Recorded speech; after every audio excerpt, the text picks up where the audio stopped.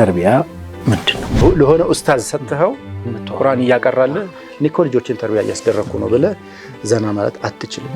ቅጫን ነው ማለት ከመጣች ከገባች በኋላ እኔ እንደምፈልገው ሼፕ አረጋታለሁ ብለንም እኮ አንዳንዴ ጎጆን ቀልሳለሁ። ሰው እዝሊ ሞልድ የምናደርገው ሊጥ አይመስለኝም። የዳቦ ሊጥ ምናምን አይደለም። ሰው ልጅ እንደፎከርከው አይሳካም። ለዚህ ቀድሞ መጠንቀቅ መልካም ነው። በጣም በተበላሸ ማህበረሰብ ውስጥ አንተ ጥሩ ልጅ ኮትኩተህ አሳደግካት ሴት ልጅህን ለማን ነው የምትድራት? ለማን እንደምትድራት ነገር እንግዲህ እንደ ወላጅ በጣም ጆሮአችንን አቁመን የምንከታተለው ርዕሰ ጉዳይ እንደሆነ አስባለሁ። ተርቢያ የምንለው ነገር ፍልስፍና አይደለም። ዘና አንዳንድ ጊዜ አንዳንድ ላጤዎች ስለ ትዳር ዳዕዋ ሲያደርጉ ሰማቸውና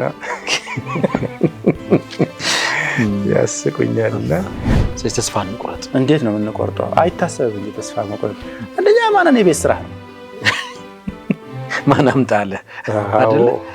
ስለዚህ ባንተ በኩል አንተነ ምክንያት ይወጣው በአንድ ቤት ውስጥ የእናት ወር ጅንጉርጉር ነው ይላል ሀገራችን ሰው። በጣም የተለያዩ ልጆች ይፈጠራሉ።